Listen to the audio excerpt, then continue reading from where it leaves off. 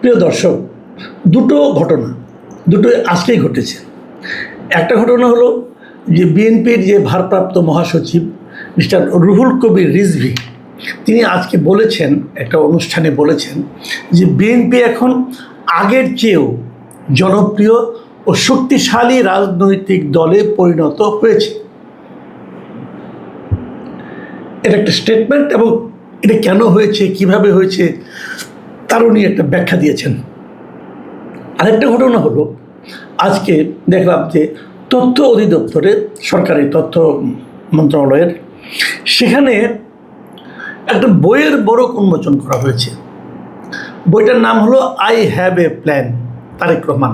মানে তারেক রহমানের I have a plan এই কথাটার উপর ভিত্তি করেই একটা বই হয়েছে, এবং সেই বইটার মোড়ক আজকে উন্মোচন করা হয়েছে।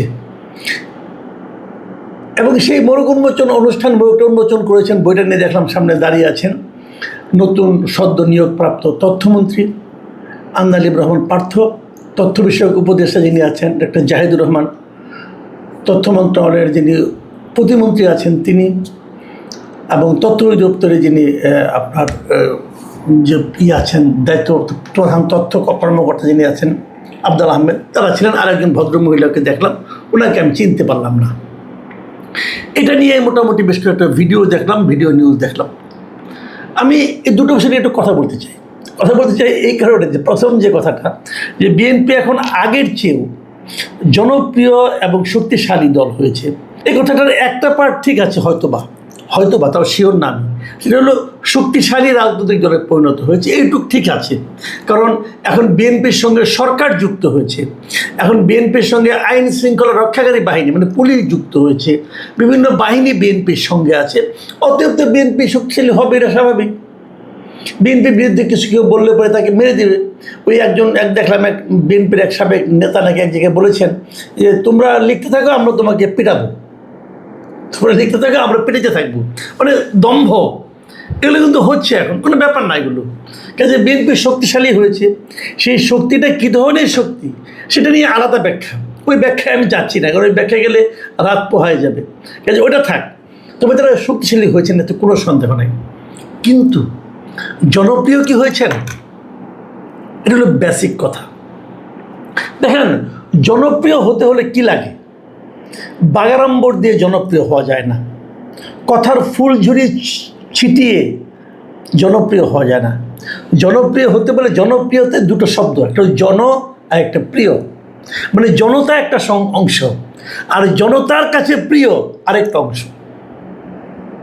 তো জনতা কি আপনাকে ভালোবাসে দলকে এখন আগের মতো? কতটাই ভালোবাসে?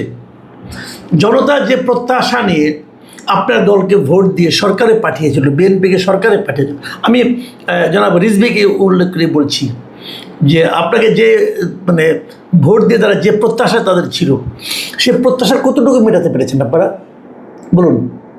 আপনাদের এক মন্ত্রী বলেন যে আগামী 2 বছর জ্বালানি তেল ঠিকঠাক মতো দিতে পারবো না। জনগণের সবচেয়ে চাহিদা এই মুহূর্তে জ্বালানি এবং বিদ্যুৎ।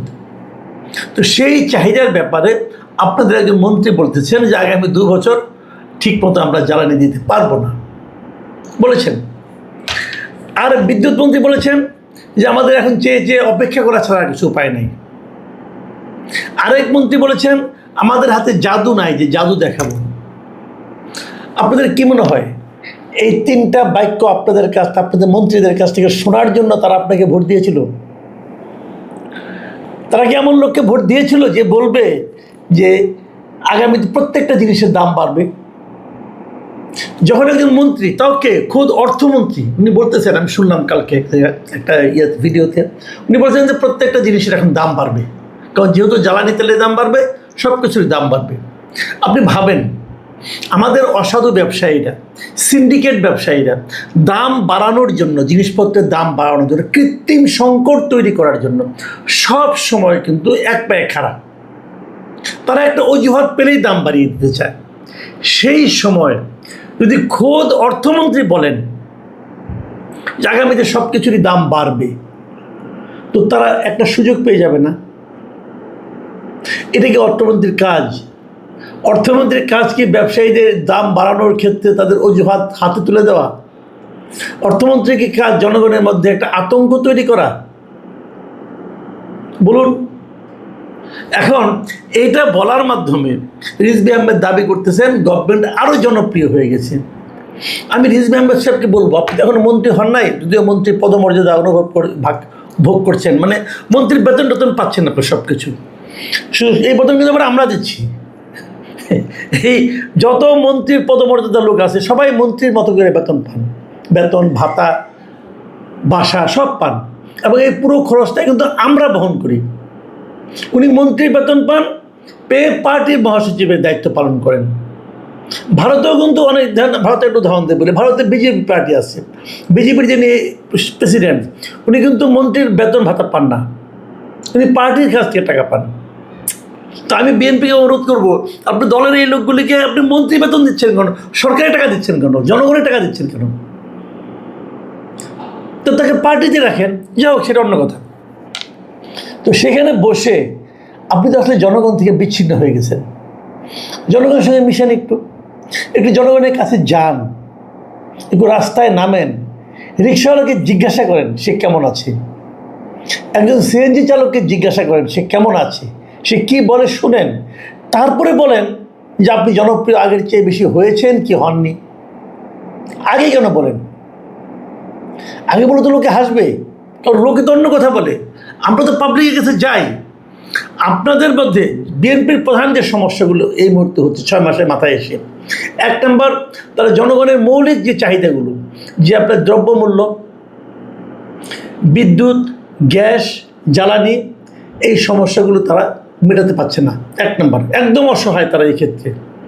দ্বিতীয়ত, তারা আইন শৃঙ্খলার পরিস্থিতি একদম কন্ট্রোল করতে পারছে না, এবং আইন শৃঙ্খলার মধ্যে আপনি ধরতে পারেন চাঁদাবাজিও, তারা চাঁদাবাজি একেবারেই কন্ট্রোল করতে পারছে না। সারা দেশে অবাধে চাঁদাবাজি চলছে, দলীয় মাস্তানি চলছে, অস্বীকার করতে পারবেন না, থামাতে পারছেন না। কালকে দেখলাম একটা ভিডিও, এক ছেলে বলতেছে যে তারেক রহমান আসলেও তোমাকে টাকা দিতে হবে, মানে চাঁদাবাজি।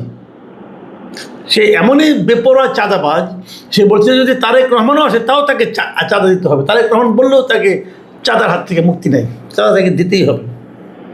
এই জিনিস ভাই আগে দেখি নাই, এই মাত্রায় আগে দেখি নাই আমরা, থামাতে পারছেন না। এখন নতুন একটা ট্রেন্ড তৈরি হয়েছে, পুরো একটা পরিবারকে হত্যা করা হচ্ছে, এবং হত্যা করার পর পরের দিনই নাকি সমস্যার সমাধান হয়ে গেছে এমন নাটক করা হচ্ছে, মানুষের সন্দেহ বাড়ছে। এগুলোকে কিভাবে আপনি বলেন যে আপনাকে এই সমস্ত ঘটনা ঘটার পর জনগণের কাছে আপনাদের প্রতি ভালোবাসা আরও বেড়ে গেছে? কোন বিবেচনায়? এই সমস্ত প্রশ্নের উত্তর আপনারা দিতে পারবেন কিনা জানি না, দিবেন কিনা জানি না, দিতে ইচ্ছাও হবে কিনা আপনাদের জানি না। কারণ ক্ষমতায় গেলে না তো ওরা জনগণকে পাত্তা দিতে ইচ্ছা করে না। তো সেরকম আচরণ আপনারা হয়তো করবেন, আমরা বলতে পারবো না। দ্বিতীয় প্রসঙ্গটা বলি, যে বইটা প্রকাশিত হয়েছে এই বইটা আসলে কে লিখেছে আমি জানি না, তবে আমি আপনার চ্যাট জিপিটিকে জিজ্ঞাসা করে জানতে চাইলাম যে বইটা আসলে কে লিখেছে। চ্যাট জিপিটি যে তথ্যটা আমাকে দিল, তারা বলল যে এই বইটা মূলত লিখেছেন হলো ইফতেখার রসুল জর্জ, এবং এটা প্রকাশনী নওরোজ সাহিত্য সম্ভার, এবং নওরোজ সাহিত্য সম্ভার যেটা আছে এটা আসলে ইফতেখার রসুল জর্জেরই প্রতিষ্ঠান। আমি ভদ্রলোককে আমি কিছুটা চিনি, উনি অনেকদিন ধরে প্রকাশনা শিল্পের সঙ্গে আছেন, সিনিয়র মানুষ।